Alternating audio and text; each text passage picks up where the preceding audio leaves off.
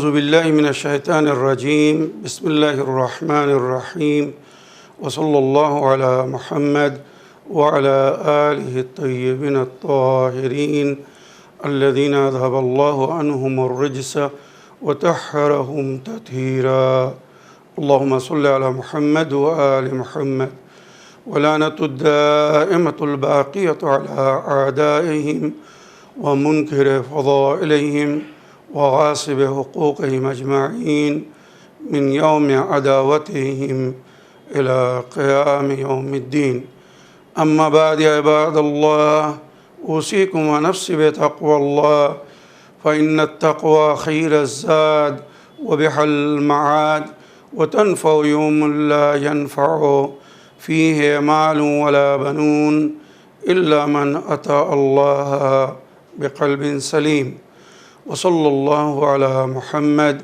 وعلى آله الطيبين الطاهرين اللهم صل على محمد وآل محمد আমার প্রিয় দর্শক ও শ্রোতাবৃন্দ আসসালামু আলাইকুম ওয়া রাহমাতুল্লাহি ওয়া বারাকাতুহু। আজ পবিত্র রমজান মাসের 28 তারিখ। সুতরাং সর্বপ্রথম আজকের দিনের দোয়া পড়ব ও তার ব্যাখ্যা করব। তারপরে আজকের রাত্রে কত রাকাত নামাজ পড়তে হবে তার জিকির করব। তারপরে আজকের দিনের ইসলামিক ইভেন্টস বা ইতিহাস আপনাদের সামনে তুলে ধরব। অবশেষে যতটুকু সময় থাকবে আপনাদের পাঠানো প্রশ্নের উত্তর দেওয়ার চেষ্টা করব। তো আসুন সর্বপ্রথম আজকের দিনের দোয়া পড়ি ও তার অনুবাদ করি। أعوذ بالله من الشيطان الرجيم بسم الله الرحمن الرحيم اللهم وفر حظي فيه من النوافل وأكرمني فيه بإحضار المسائل وقرب فيه وسيلتي إليك من بين الوسائل يا من لا يشغله إله الملحين। হে আমার প্রতিপালক আল্লাহ রাব্বুল আলামিন, আমাকে তৌফিক দান করুন আমি যেন আজ অধিক থেকে অধিক নফল ইবাদত করতে পারি, নফল কাজ করতে পারি, সুন্নাত আদায় করতে পারি। আল্লাহুম্মা ওয়াফির হাযি ফিহি মিনান নওয়াফিল, নফল নামাজ বা বিভিন্ন প্রকারের যে দোয়া বিরদ জিকির করতে বলা হয়েছে আমি যেন সব আজ করতে পারি। ওয়াকরিমনি ফিহি বিইহদারিল মাসাইল, ওইরূপ শরিয়তের সমস্ত সংবিধান মাসলা মাসাইল জানার তৌফিক দান করুন, বা যদি আমরা জানি তো আমরা যেন অন্যদেরকে জানাই। শরিয়তের সংবিধান জানা এবং জানানো উভয়টি কিন্তু শরিয়তে ফরজ।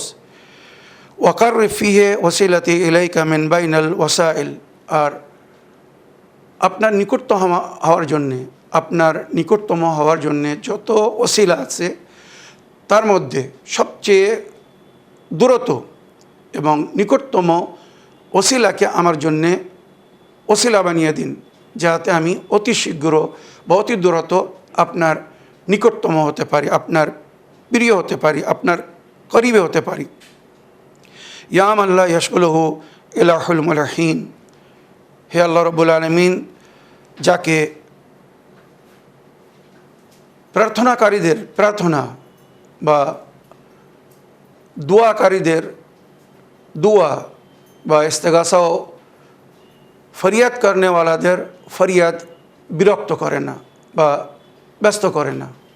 আল্লাহ সকলের ফরিয়াদকে শোনেন, সুন্দরভাবে শোনেন। একই সময় হাজারো না, লাখো না, কোটি কোটি মানুষ ফরিয়াদ করছে, দোয়া করছে, আল্লাহ কিন্তু সকলের ফরিয়াদ শুনছেন, দোয়াকে শুনছেন। আল্লাহ আমাদের ফরিয়াদকে বা আমাদের দোয়াকেও শুনুন, আর আমাদের সকলের পক্ষে আজকের দোয়াকে কবুল করুন। আমিন ইয়া রাব্বাল আলামিন। এবারে আজকের রাত হবে 29 রমজানের রাত। আজকের রাত্রে 2 রাকাত নামাজ পড়তে বলা হয়েছে। সকালের নামাজের মতো 2 রাকাত নামাজ, প্রতি রেখাতে সূরায়ে আলহামদ একবার আর 20 বার সূরায়ে তাওহীদ পড়তে বলা হয়েছে। মনে রাখবেন, সূরায়ে আলহামদ একবার আর 20 বার সূরায়ে কুল হুয়াল্লাহু আহাদ। নামাজের শেষে তাসবিহ জাহরা সালামুল্লাহ আলাইহা পড়বেন, তারপরে দরুদ শরীফ পড়বেন, সলাওয়াত পড়বেন মুহাম্মদ ওয়া আলি মুহাম্মদ আলাইহিসসালামের উপরে, আল্লাহুম্মা সাল্লি আলা মুহাম্মদ ওয়া আলি মুহাম্মদ। তারপরে দোয়া করবেন। আশা করি আমাদেরকেও দোয়াতে স্মরণে রাখবেন। এবারে আজকের দিনের যে ইসলামিক ইভেন্টস বা ইতিহাসে লেখা হয়েছে, 28 রমজান 2 হিজরিতে জাকাতুল ফিতরা ফরজ করা হয়। মনে রাখবেন, 2 হিজরিতে নামাজও ফরজ করা হয়, আর নামাজের সঙ্গে সঙ্গে জাকাত মানে রোজা, আর রোজার সঙ্গে জাকাতুল ফিতরাওকেও আল্লাহর তরফ থেকে ফরজ করা হয়। ঈদের 3 দিন আগে 28 রমজান এই ইলাহি সংবিধান আসে, এক রোজাদারকে কিভাবে জাকাত দিতে হবে। রওয়ায়াতের মধ্যে যেটা উল্লেখ হয়েছে বা কোরআনের আয়াতের মধ্যে যেটা এসেছে, কাদ আফলাহা মান তাযাক্কা ওয়া যাকারা ইসমা রাব্বিহি ফাসাল্লা, সফলতা অর্জন করেছে সেই ব্যক্তি যে জাকাত দিয়েছে, তারপরে নিজের প্রতিপালকের নামকে স্মরণ করার জন্যে নামাজ পড়েছে। ঈদের দিনে বা ঈদের সময় আগে জাকাতুল ফিতরা আদায় করতে হবে, তারপরে ঈদের নামাজ পড়তে হবে। এটাই কিন্তু শরিয়াতের হুকুম বা ইসলামিক সংবিধান।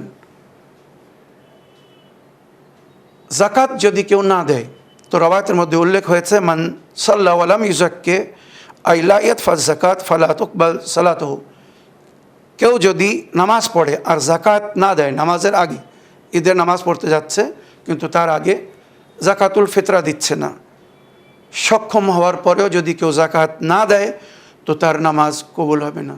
এটা কিন্তু হাদিস বা রওয়ায়াতের মধ্যে উল্লেখ হয়েছে। তাই ঈদের নামাজ পড়তে যাওয়ার আগে জাকাতুল ফিতরা আদায় করতে হবে। চাঁদ রাত থেকে নিয়ে ঈদের নামাজ পর্যন্ত এর মাঝখানে যে কোনো সময় জাকাতুল ফিতরা আদায় করা যাবে। আর উত্তম হবে জাকাতুল ফিতরা আদায় করে প্রাপ্য ব্যক্তি, মোস্তাহাক যারা হকদার, তাদের কাছে পৌঁছে দিতে হবে, যাতে তাদেরও ঈদ সুন্দর হয়। কেননা হয়তো তারা এই জাকাতের পয়সা দিয়ে নিজেরও নিজের পরিবারের বাল বাচ্চাদের জন্য পোশাক কিনবে বা বাড়িতে ভালো পানাহারের ব্যবস্থা করবে ঈদের দিনে, যেটা করা হয়। তো ওই জন্যে শুধু জাকাত মানে জাকাতুল ফিতরা নিয়ত করা বা বাহির করা যথেষ্ট না, এটা আদায়ও করতে হবে, মানে প্রাপ্য ব্যক্তির কাছে পৌঁছে দিতে হবে। এবারে এখানে অনেকেই প্রশ্ন করেছেন যে হুজুর, ঈদের আগেও কি আমরা জাকাত দিতে পারি রমজান মাসে? বিলকুল দিতে পারেন, কোনো অসুবিধা নেই।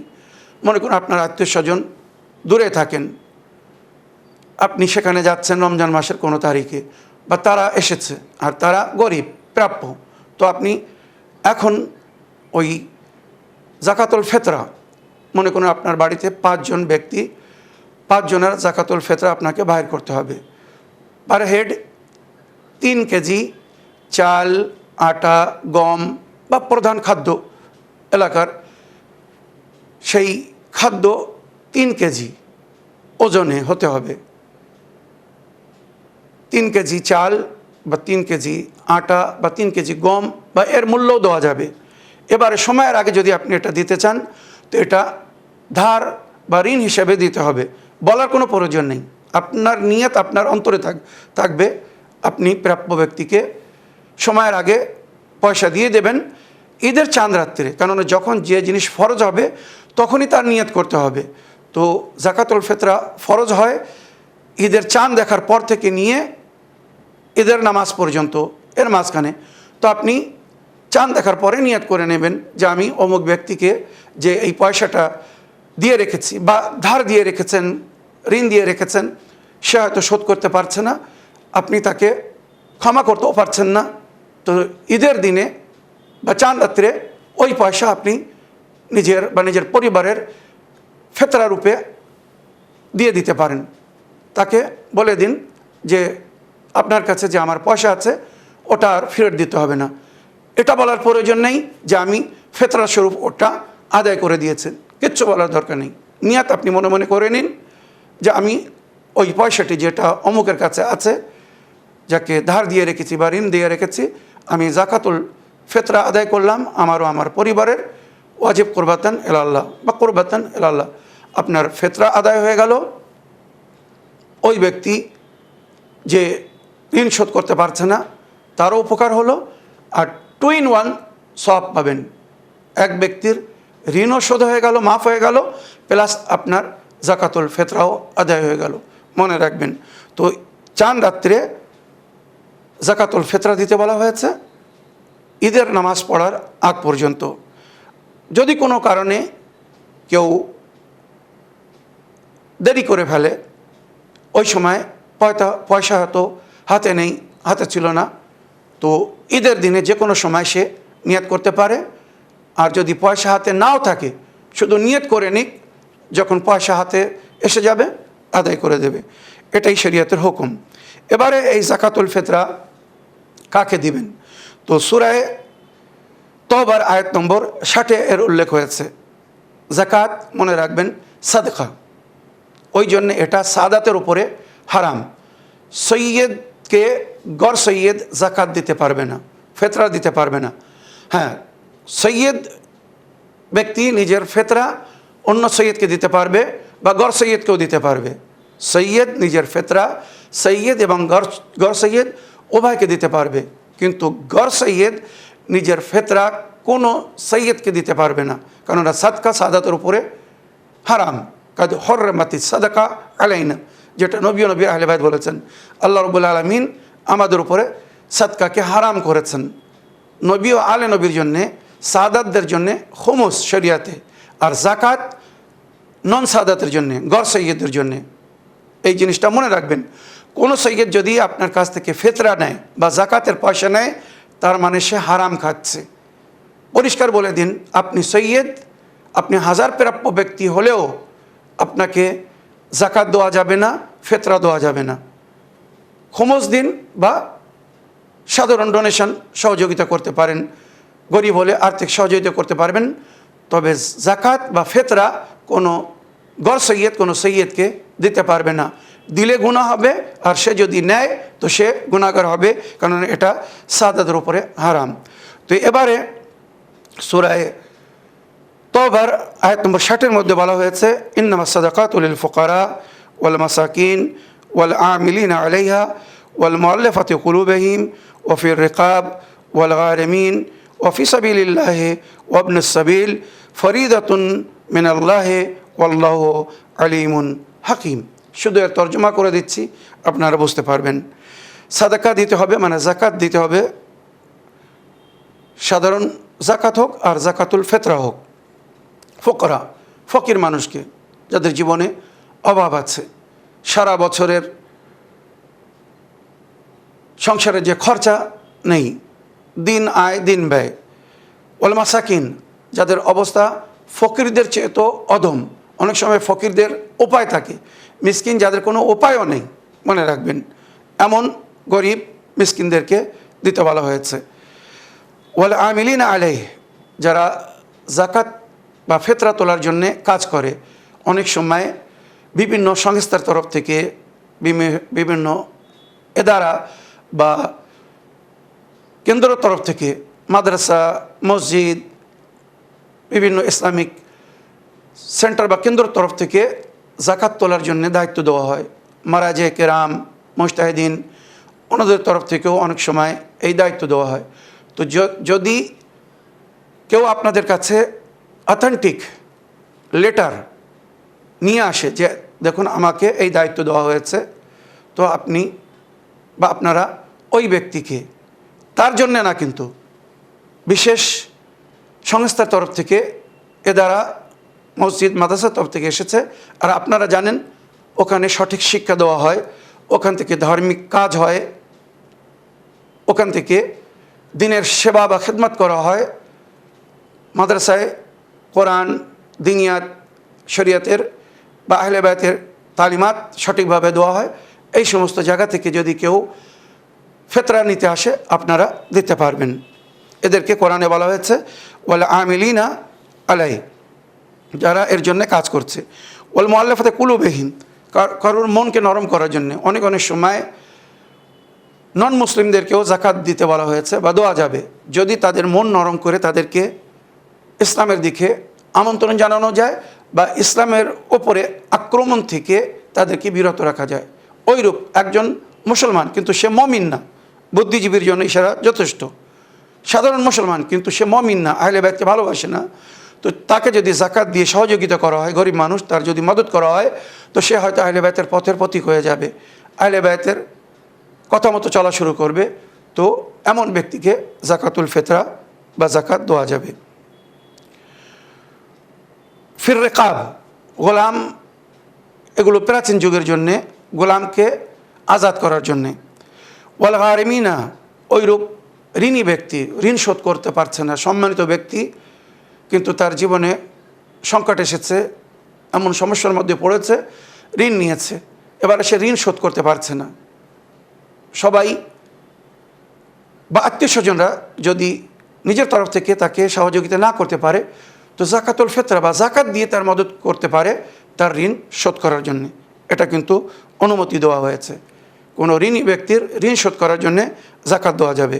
ওয়া সাবিলিল্লাহ, ওইরূপ আল্লাহর পথে নেক কাজে যেখানে মনে করছেন বা দেখছেন যে ভালো কাজ হচ্ছে, মসজিদ তৈরি হচ্ছে, মাদ্রাসা তৈরি হচ্ছে, হসপিটাল তৈরি হচ্ছে, স্কুল তৈরি হচ্ছে, কলেজ তৈরি হচ্ছে, বা কোনো এমন সেন্টার বা কেন্দ্র তৈরি হচ্ছে যার মাধ্যমে সবাই লাভবান হবে, যেখান থেকে সবাই উপকৃত হবে, এগুলো হচ্ছে ফিসাবিলিল্লাহ, মানে আল্লাহর পথে। কোথাও আল্লাহর পথে মানুষ জিহাদ করছে, আমাদেরকে বলা হয়েছে কোরআনে, ধন দিয়ে, অর্থ দিয়ে জিহাদ করো।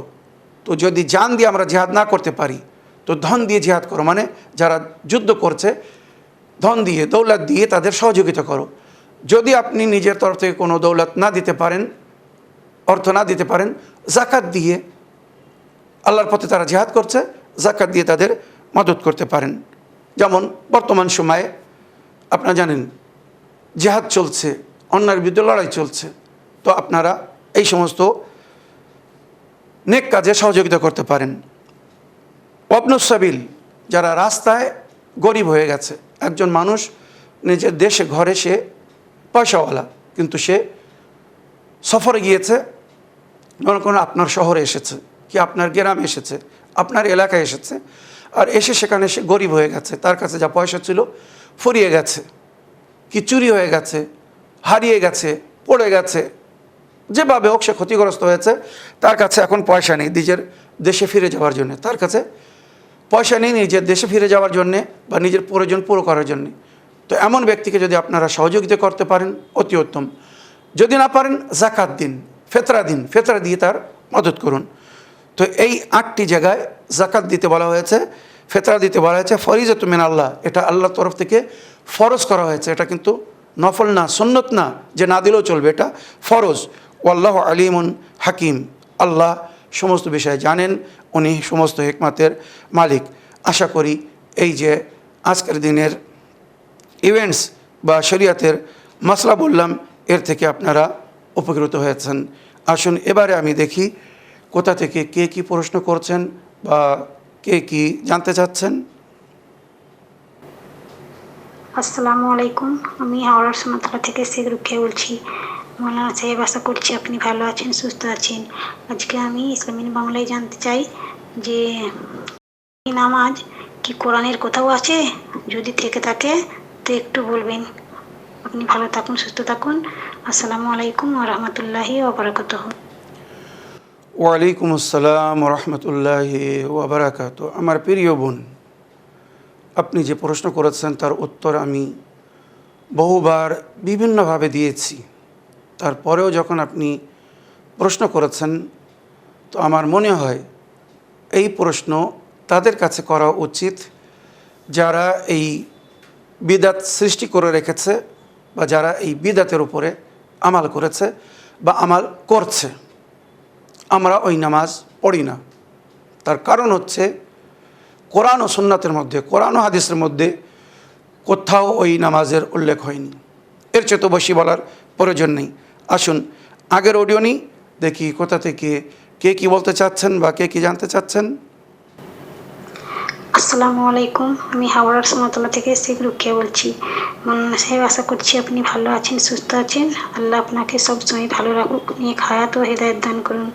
মৌলানা সাহেব, আমি আজকে জানতে চাই যে প্রিয় নবী সাল্লাল্লাহু আলাইহি সাল্লাম তার কন্যা মা ফাতিমার বিয়েতে কি দহেজ দিয়েছিলেন? তো এটা একটু বলবেন। প্রশ্নটা ইসলামিন বাংলায় উত্তরটা দেবেন।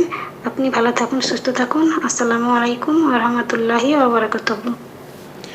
ওয়ালাইকুম আসসালাম ও রহমতুল্লাহি ওবরাকাত। আমার প্রিয় বোন, ভয়েসমেল করার জন্য এবং সুন্দর একটি প্রশ্ন রাখার জন্য ধন্যবাদ জানাই। যদিও এর আগে আমি কয়েকবার এ বিষয়ে আলোচনা করেছি, বিশেষ করে জিলহিজ মাসের প্রথম তারিখে, যে তারিখে মাওলা আলী আলাইহিসসালাম এবং জনাবে ফাতেমা জাহরা সালামুল্লাহ আলাইহার বিবাহ সম্পূর্ণ হয়েছিল। ওই সময়ে হযরত আলী আলাইহিসসালাম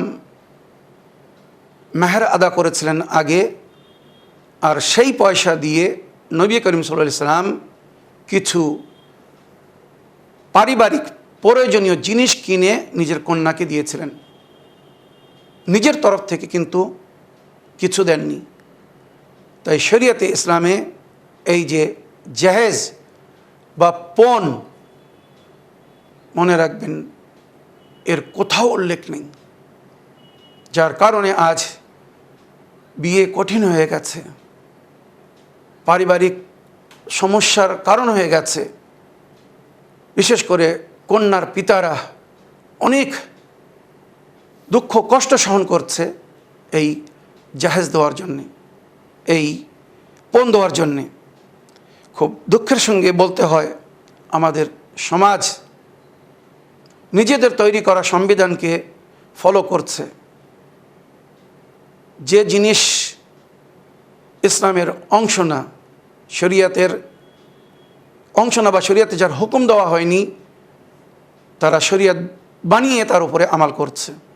তবুও আপনি যখন জিজ্ঞেস করেছেন, তো আমি শুধু শিরোনাম বলে দিচ্ছি।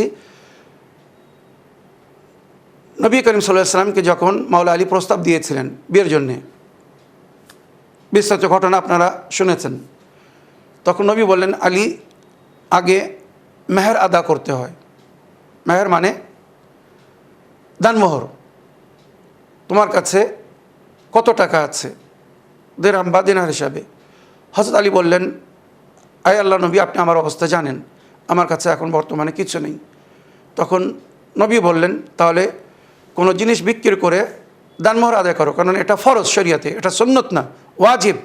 দানমোহর যদি না দেওয়া হয় বা ইচ্ছাকৃতভাবে যদি এটাকে অ্যাভয়েড করা হয়, তো বিয়ে অসম্পূর্ণ।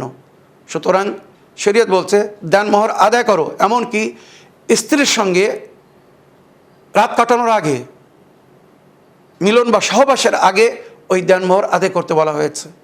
মনে রাখবেন, এটাই হচ্ছে শরিয়তের হুকুম। কিন্তু আফসোস, আমাদের সমাজে অনেক অনেক সময় দানমোহর রাখা হয়, অল্প হোক আর বেশি, আবার সেটা ক্ষমা করিয়ে নেওয়া হয়, মাফ করিয়ে নেওয়া হয়, আদা করা হয় না। দানমোহর আদা করা ওয়াজিব। মাওলা আলী বললেন, আমার কাছে ঘোড়া আছে, জেরা, ঢাল। নবী বললেন, ঘোড়ার প্রয়োজন আছে সফরের জন্যে, এদিকে ওদিকে যাওয়ার জন্যে। বিনা ঢালে তুমি লড়াই করতে পারো, তোমার ক্ষমতা আছে, ঢাল বিক্রি করে মেহর আদায় করো। মাওলা আলী 480 দিরহাম বা 500 দিরহামে ওই ঢাল বিক্রি করে নবীর হাতে পুরো পয়সা দিয়ে দিলেন। ওই পয়সায় নবী নিজের কন্যার জন্যে যে জিনিসগুলো আনিয়েছিলেন, শুনুন, আজ আমাদের সমাজে যদি এমন করা হতো, সমস্ত ছেলে বা ছেলের কর্তারা, পরিবাররা শুধরে যেত, সব লাইনে এসে যেত, ঠিক হয়ে যেত। নবী আগে কর্তাপক্ষ বা ছেলেকে বললেন, মানে মাওলা আলীকে বললেন, যে জামাই বা বর হচ্ছিল, তাকে বললেন মেহর আদায় করো। তো মাওলা আলী মেহর আদায় করেছিলেন 480 দিরহাম বা 500 দিরহাম। ওই পয়সায় মানে একটি কামিজ, মানে সেই যুগে আরবদের যে পোশাক ছিল, এখন বিবরণে যাওয়ার সময় নেই, একটা পোশাক আনালেন 7 দিরহাম।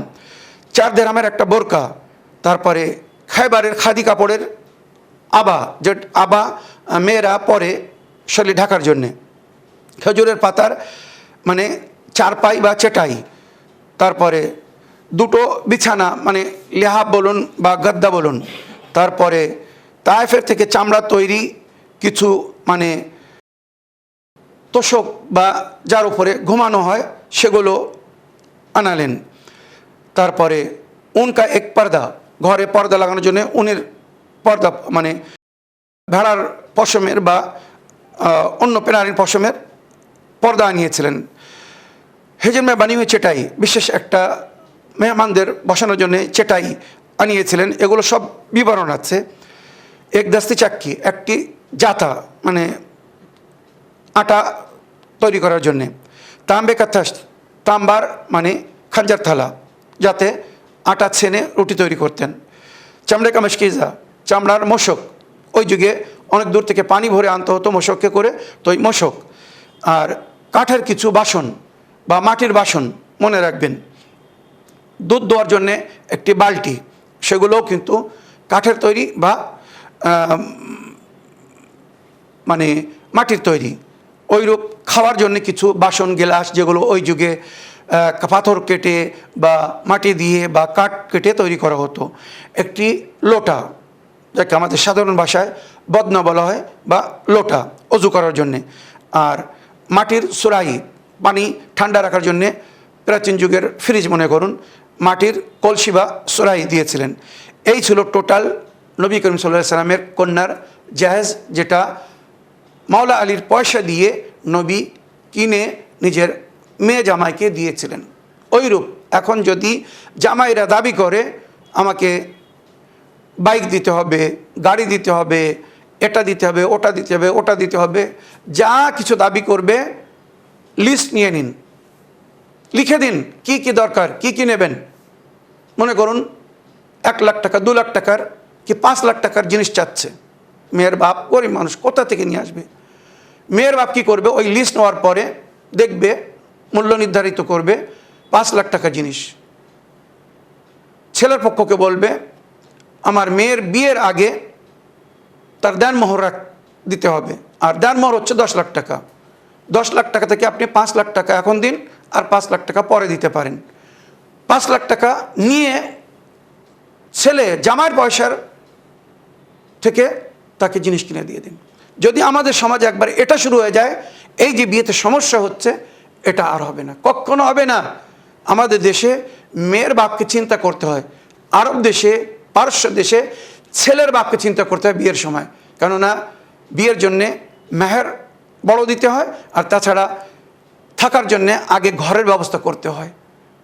আফসোস, আমাদের সমাজ ইসলাম ছাড়া অন্য ধর্মের মধ্যে যে সমস্ত নিয়ম কানুন পদ্ধতি তারা বানিয়েছে, মুসলমানেরা ইসলামের নামে সেইগুলো প্রচার করে রেখেছে। আর কিছু বলার প্রয়োজন নেই। আশা করি আমার প্রিয় বোন আপনার প্রশ্নে আপনি উত্তর পেয়েছেন। এই বলে আমার আজকের বক্তব্য এখানে শেষ করলাম। ওয়া আখিরু দাওয়ানা আলহামদুলিল্লাহি রাব্বিল আলামিন। আসসালামু আলাইকুম ওয়া রাহমাতুল্লাহি ওয়া বারাকাতুহু।